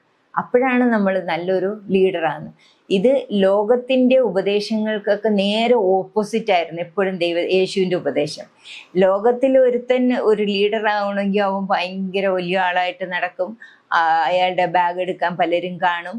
അപ്പോൾ ഇതാണ് ലീഡറിനെ നമ്മൾ സേവിക്കണം എന്ന് പറഞ്ഞാൽ ലീഡറെയാണ് എല്ലാവരും സേവിക്കുന്നത്. നേതാവിനെ സേവിക്കാനായിട്ട് കുറേ പേരും കാണും. പല നേതാക്കന്മാരും അതിൽ ആഹ്ലാദം കൊള്ളുന്നവരുണ്ട്. എന്നെ പരിചരിക്കാൻ ഇത്ര പേരൊക്കെ ഉണ്ടല്ലോ. പക്ഷെ യേശുവിൻ്റെത് നേരെ ഓപ്പോസിറ്റായിരുന്നു. നമ്മൾ ഒരു നേതാവാകാൻ ഇച്ഛിച്ചാൽ നമ്മൾ മറ്റുള്ളവരെ സേവിക്കുന്നവരായിരിക്കണം എന്നുള്ള ഉപദേശമാണ്. എല്ലാ ഉപദേശങ്ങളും നേരെ ഓപ്പോസിറ്റ്, ലോകം തരുന്ന ഉപദേശത്തെക്കാളും നേരെ ഓപ്പോസിറ്റായിരുന്നു യേശുവിൻ്റെ ഉപദേശം. അപ്പോൾ യേശുവിൻ്റെ ഉപദേശത്തിൽ പിന്നെ അത് വെളിവാക്കാനായിട്ട് യേശു എടുത്ത് കാണിക്കുന്ന ഒരു ശിശുവിനെയാണ്. എന്നിട്ട് പറഞ്ഞു, ഇങ്ങനെയുള്ള ശിശുക്കൾ ഒന്നിനെ എൻ്റെ നാമത്തിൽ കൈക്കൊള്ളുന്നവൻ എന്നെ കൈക്കൊള്ളുന്നു, എന്നെ കൈക്കൊള്ളുന്നവനോ എന്നെ അയച്ചവനല്ലേ എന്നെ അയച്ചവനെ കൈക്കൊള്ളുന്നു, എന്നെയല്ല എന്നെ അയച്ചവനെ കൈക്കൊള്ളുന്നു. അപ്പോൾ നിങ്ങൾ ദാസനായി തീരണമെന്ന് വ്യക്തമായ പ്രസ്താവന ഉണ്ടാക്കും. പിന്നീട് ഒരു പ്രവൃത്തിയിലൂടെ യേശു അതിൻ്റെ അർത്ഥം ഉദാഹരിക്കുന്നു. ഒരു കുട്ടി സമീപം നിന്ന് ശ്രദ്ധിക്കുകയായിരുന്നു. യേശു കുട്ടിയെ എടുത്ത് കൂട്ടത്തിന് മധ്യേ നിർത്തി. പിന്നീട് രംഗത്തിനായി ഉയർത്തിക്കൊണ്ട് യേശു ആ കുട്ടിയെ കൈകളിലെടുത്തു. നിങ്ങൾ ഈ കുട്ടിയെ സ്വീകരിക്കുന്നെങ്കിൽ നിങ്ങൾ അവനെ സ്വീകരിക്കുന്നു എന്ന് പഠിപ്പിച്ചു. നിങ്ങൾ അവനെ സ്വീകരിക്കുന്നെങ്കിൽ നിങ്ങൾ പിതാവിനെ സ്വീകരിക്കുന്നു. അങ്ങനെ ഏറ്റവും താഴ്ന്ന ശിശു ദൈവവുമായിട്ട് ബന്ധപ്പെട്ടിരിക്കുന്നു. പുറത്തുള്ളവരെ കുറിച്ച് യോഹന്നാൻ ഒരു ചോദ്യം ചോദിക്കുന്നു. ഓക്കെ, അപ്പോൾ ഇതാണ് ഇവിടെ ഏറ്റവും ചെറിയവനായിട്ട് നമ്മൾ കണക്കാക്കുന്നവരെ പോലും നമ്മൾ കരുതുന്നവരായിരിക്കണം. ഏറ്റവും ചെറിയവരായിട്ട് നമ്മൾ കണക്കാക്കുന്നവരെ പോലും നമ്മൾ കരുതുന്നവരായിരിക്കണം. അങ്ങനെയാണ് ഒരു നല്ല നേതാവായിരിക്കേണ്ടത് എന്നാണ് യേശു അതിലൂടെ പഠിപ്പിച്ചത്. നമ്മൾ അടുത്തൊരു ഉപദേശത്തിലേക്ക് പോകുമ്പോൾ 42-ാമത്തെ വാക്യം തന്നെ, എന്നിൽ വിശ്വസിക്കുന്ന ഈ ചെറിയവരിൽ ഒരുത്തന് ഇടർച്ച വരുത്തുന്നവൻ്റെ കഴുത്തിൽ വലിയൊരു തിരിക്കല്ല് കെട്ടി അവനെ കടലിലിട്ട് കളയുന്നു. നിന്റെ കൈ നിനക്ക് ഇടർച്ച വരുത്തിയാൽ അതിനെ വെട്ടിക്കളയുക. ഊമനായി ജീവനിൽ കടക്കുന്നത് 2 കൈയുള്ളവനായി കെടാത്ത തീയായ നരകത്തിൽ പോകുന്നതിനേക്കാൾ നിനക്ക് നല്ലത്. നിന്റെ കാൽ നിനക്ക് ഇടർച്ച വരുത്തിയാൽ അതിനെ വെട്ടിക്കളയുക. മുടന്തനായി ജീവനിൽ കടക്കുന്നത് 2 കാലുമുള്ളവനായി കെടാത്ത തീയായ നരകത്തിൽ വീഴുന്നതിനേക്കാൾ നിനക്ക് നല്ലത്. അപ്പോൾ നിന്റെ കണ്ണ് നിനക്ക് ഇടർച്ച വരുത്തിയാൽ അതിനെ ചുഴുന്നു കളയുക. ഒറ്റക്കണ്ണനായി ദൈവരാജ്യത്തിൽ കിടക്കുന്നത് 2 കണ്ണുള്ളവനായി അഗ്നിനരകത്തിൽ വീഴുന്നതിനേക്കാൾ നിനക്ക് നല്ലത്. ഇത് വായിക്കുമ്പോൾ നമുക്ക് തോന്നും ഈ വ്യാഴാഴ്ചത്തെ പാഠത്തിലെ തലക്കെട്ട് പോലെ നരകത്തിലെ ആരോഗ്യമുള്ള മനുഷ്യൻ. അപ്പം നരകത്തിയിൽ ഇതുപോലെ 2 കാലും 2 കൈയും 2 കണ്ണും ഒക്കെ ഉള്ളവരാണോ? സ്വർഗത്തിലാണെങ്കിൽ കണ്ണ് ചുഴുന്നു കളഞ്ഞവരും കാല് ഓടിച്ചവരും കാല് മുറിച്ച് കളഞ്ഞവരും കൈ മുറിച്ച് കളഞ്ഞവരും ആണോ സ്വർഗത്തിലുള്ളത്? നരകത്തിൽ ഇതെല്ലാം ഉള്ളവരാണ്, പൂർണ്ണമായിട്ട് ആരോഗ്യമുള്ളവരാണോ നരകത്തിലുള്ളതെന്നൊക്കെ നമ്മൾ ചിന്തിക്കും ഈ വാക്കുകൾ കേട്ടാൽ. പക്ഷേ ഇത് ആ രീതിയിലല്ല നമ്മളിത് ചിന്തിക്കേണ്ടത്. ഈ ഒരു ഭാഗത്തെക്കുറിച്ച് ചിന്തിക്കേണ്ടത്. പഴയ നിയമത്തിലെ വിധവമാർ, അനാഥർ, വിദേശികൾ എന്നിങ്ങനെ പുരാതന സമൂഹത്തിൽ ഏറ്റവും ബലഹീനന്മാരായ വേണ്ടി കരുതുന്നത് പോലെ പുതുതായി മാനസാന്തരപ്പെട്ടു വന്നവരെ പ്രത്യേക ശ്രദ്ധയോടെ പരിപാലിക്കാനുള്ള ഉത്തരവാദിത്വത്തോടെ അധ്യാപകർ, നേതാക്കളും ദൈവരാജ്യത്തിൽ ചുമതലപ്പെടുത്തിയിരുന്നു. അതാണ് ഈ ചെറിയവരിൽ ഒരുത്തന് ഇടർച്ച വരുത്തുന്നതിൻ്റെ കൈ. അപ്പോൾ ഇതിൻ്റെ അർത്ഥം ശരിക്കും ചെറിയ കുട്ടി എന്നല്ല അർത്ഥം. പുതുതായിട്ട് ദൈവരാജ്യത്തിലേക്ക് കടന്നു വരുക, യേശുവിനെ സ്വീകരിച്ച് പുതുതായിട്ട് നമ്മുടെ സഭയിലേക്ക് വരുന്നവരെ അവരുടെ മുമ്പിൽ നമ്മൾ ഇടർച്ച വെക്കരുത് എന്ന് പറഞ്ഞാൽ അവരെ ഏതെങ്കിലും പാപം ചെയ്യുവാൻ നമ്മൾ പ്രേരിപ്പിക്കരുത്. ചിലപ്പോൾ പുതിയ ആൾക്കാരോട് ചിലർ പറയും, എനിക്കൊരു അനുഭവമുണ്ട്. ഒരു പ്രാവശ്യം എൻ്റെ ബ്രദറൊക്കെ ഈ സഭയിലേക്ക് വന്നു കഴിഞ്ഞിട്ട് എറണാകുളം പള്ളിയിൽ എന്തോ ആവശ്യത്തിന് പോയപ്പോൾ അവിടെ പള്ളിയിലെ ഒരു മെമ്പറാണ് ചോദിച്ചത്, ബ്രദർ നിങ്ങൾക്ക് വേറെ ജോലിയൊന്നുമില്ല, ഈ പള്ളിയിൽ എന്തിനാ വന്നത്? വേറെ ഏതെങ്കിലുമൊക്കെ പള്ളിയിൽ, വേറെ സഭയിൽ, അവർ പെന്തക്കോസ്തിൽ നിന്നാണല്ലോ വന്നത്, വേറെ സഭകളിൽ എവിടെയെങ്കിലും പോകാൻ എന്ത് കണ്ടിട്ടാണ് ഈ സഭയിലേക്ക് വന്നത്? അവർ വിശ്വാസത്തിൽ ഉറച്ചില്ലായിരുന്നെങ്കിൽ അവരൊക്കെ അപ്പോഴേ വിട്ടു പോകുമായിരുന്നു സഭ. ഇതേപോലെ നമ്മൾ പുതുതായിട്ട് കടന്നു വരുന്ന ഒരുത്തന് ചിലർ വന്നവരെ ചിലർ പഠിപ്പിക്കും, നിങ്ങൾ എന്തിനാ ഇത്രയും പൈസയൊക്കെ പള്ളിക്ക് കൊടുക്കുന്നത്, അതിൻ്റെ ഒന്നും ഒരു ആവശ്യമില്ലല്ലോ, അതൊക്കെ അവർ കൊണ്ട് എന്താണ് ചെയ്യുന്നതെന്ന് നമുക്ക് അറിഞ്ഞുകൂടാ എന്നൊക്കെ നമ്മൾ വിശ്വാസികളായ നമ്മൾ മറ്റുള്ള പുതുതായിട്ട് വരുന്നവരെ പഠിപ്പിക്കുന്നത് കേട്ടിട്ടുണ്ട്. അപ്പോൾ ഇതാണ് ചെറിയവരിൽ ഒരുത്തന് നമ്മൾ ഇടർച്ച വരുത്തുക എന്ന് പറഞ്ഞാൽ അർത്ഥം. പുതുതായിട്ട് കടന്നു വരുന്നവർക്ക് അവർക്ക് പാപം ചെയ്യാനുള്ള പ്രേരണ നമ്മൾ ഉണ്ടാക്കി കൊടുക്കുക. അതാണ് ഏറ്റവും വലിയ തെറ്റെന്നാണ് പറയുന്നത്. അവരെന്ത് ചെയ്യണമെന്ന് പറഞ്ഞാൽ തിരികല്ല് കെട്ടി അവനെ കടലിലിട്ട് കളയുന്നത് അവനെ ഏറ്റവും നല്ലത്. അവൻ ജീവിക്കാൻ അർഹതയില്ല. ദൈവരാജ്യത്തിലേക്ക് വരുന്നവരെ നമ്മൾ പാപം ചെയ്യിക്കുവാൻ ഇടയാക്കുന്നത്. അപ്പോൾ ഈ ഉപമകൾ ഇങ്ങനെ താരതമ്യം പറഞ്ഞത് ഒരിക്കലും അക്ഷരികമായിട്ട് നമ്മൾ എടുക്കരുത്. ദൈവം നമുക്ക് ഇടർച്ച വരുത്തുന്ന കൈയാണെങ്കിൽ കൈയിനെ വെട്ടിക്കളയാൻ അത് ശരിക്കും വെട്ടിക്കളയാൻ വേണ്ടിയിട്ടല്ല. അതുപോലെ കാലിനെ വെട്ടിക്കളയണം, കണ്ണിനെ ചുഴുന്നെടുക്കണം, ഇത് അങ്ങനെ ചെയ്യാൻ വേണ്ടിയിട്ടല്ല, അതിൻ്റെ തീവ്രത മനസ്സിലാക്കാനായിട്ടാണ്. അങ്ങനെ ഒരുത്തൻ നരകത്തിൽ പോകുന്നതിനേക്കാളും നല്ലത് സ്വർഗത്തിൽ എല്ലാം കൈയോടുകൂടി നരകത്തിൽ കിടക്കുന്നതിനേക്കാൾ നല്ല സ്വർഗത്തിൽ ഒരു കൈയായിട്ടോ കാലായിട്ടോ ഒക്കെ പോകുന്നതാണ് എന്ന് പറഞ്ഞാൽ നമ്മുടെ ഇപ്പോഴുള്ള ഇതിനെയൊന്നും അല്ല നമ്മൾ പ്രാധാന്യം കൊടുക്കേണ്ടത്. നമ്മുടെ ഈ ശരീരത്തിനൊന്നും അല്ല നമ്മൾ പ്രാധാന്യം കൊടുക്കേണ്ടത്. നമ്മൾ സ്വർഗരാജ്യത്തിൽ പോകാൻ വേണ്ടി എന്ത് ത്യജിക്കാനും തയ്യാറാകണം. നമ്മൾ മറ്റുള്ളവരുടെ ഉപദേശം കേട്ട് നമ്മൾ തെറ്റ് ചെയ്യുന്നവരായി തീരരുത് എന്നൊക്കെയാണ് യേശുക്രിസ്തു പറയുന്നത്. പിന്നെ ഈ ഉപമയിൽ നിന്നും അല്ലെങ്കിൽ ഈ പറയുന്നതിൽ നിന്നും നമ്മൾ വേറൊരു പാഠം തെറ്റായി എടുക്കുന്നവരുണ്ട്. എന്നുവെച്ചാൽ നരകത്തീ, പെർമനൻ്റ് ആയിട്ടുള്ള സ്ഥിരമായിട്ടുള്ള ഒരു നരകത്തീ ഉണ്ട് എന്ന് വിശ്വസിക്കുന്ന പലരും ഉണ്ട്. നരകത്തീ എന്ന് പറയുന്ന അങ്ങനെ ഒരു സാധനം ഇല്ല. നമ്മുടെ ദൈവം അങ്ങനെയല്ല. ദൈവം സൃഷ്ടിച്ച മനുഷ്യനാണ് നമ്മൾ. ദൈവം തന്ന തിരഞ്ഞെടുപ്പിൻ സ്വാതന്ത്ര്യം മൂലമാണ് നമ്മളെല്ലാവരും തെറ്റിപ്പോകുന്നത്. പക്ഷേ തിരിച്ചു വരാനായിട്ട് ഉള്ള സഹായത്തിനായിട്ട് ദൈവം നമ്മുടെ കൂടെയുണ്ട്. അപ്പോൾ ആ ദൈവത്തെ അംഗീകരിച്ച് നമ്മൾ തിരിച്ചു വരുന്നു. ബാക്കിയുള്ളവരെ ഒന്നും നരകത്തീയിലിട്ട് എന്നും തീയിൽ കിടന്ന് വേകുന്നത് കണ്ട് സന്തോഷിക്കുന്ന ഒരു ദൈവമല്ല നമ്മുടെ പഠനത്തിൽ നരകം എന്ന് പറയുന്ന അന്ത്യമായിട്ടുള്ള ഒരു ശിക്ഷാവിധി, അതോടുകൂടി ദുഷ്ടനെയും അവൻ്റെ കൂട്ടാളികളെല്ലാം ദൈവം നശിപ്പിക്കുന്നതാണ് കാണിക്കുന്നത്. അതാണ് നരകത്തി. അല്ലാതെ അത് എല്ലാ ദിവസവും അതിൽ കിടന്ന് നമ്മൾ വെന്തുരുകുന്നതല്ല. അപ്പോൾ ഇതാണ് ദൈവം അതിലൂടെ ഉദ്ദേശിക്കുന്നത്. അപ്പോൾ ദൈവം ഒരു നിത്യനായിട്ടുള്ള നരകമില്ല. പിന്നെ ചെറിയവരിൽ ഒരുത്തൻ എന്ന് പറയുന്ന പുതുതായിട്ട് ദൈവരാജ്യത്തിലേക്ക് കടന്നു വന്ന ഒരുത്തനെ നമ്മൾ ഒരിക്കലും അവന് പാപത്തിന് യോഗ്യൻ ആക്കരുത്. അപ്പൊ നമ്മൾ ഇന്നത്തെ ഈ ആഴ്ചയിലെ പാഠത്തിൽ നിന്നും പഠിച്ചത് എന്താണ്?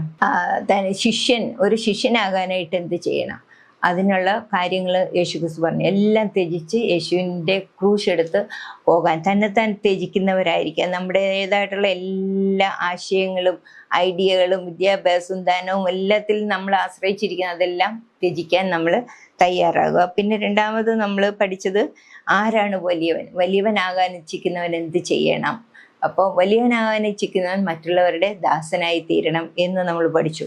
അതുപോലെ ഈ കടന്നു വരുന്ന ഒരു ചെറിയ വല്ലൊരുത്തനും നമ്മൾ പാപത്തിനെ യോഗ്യരാക്കി നമ്മൾ അവരെ മാറ്റരുത്.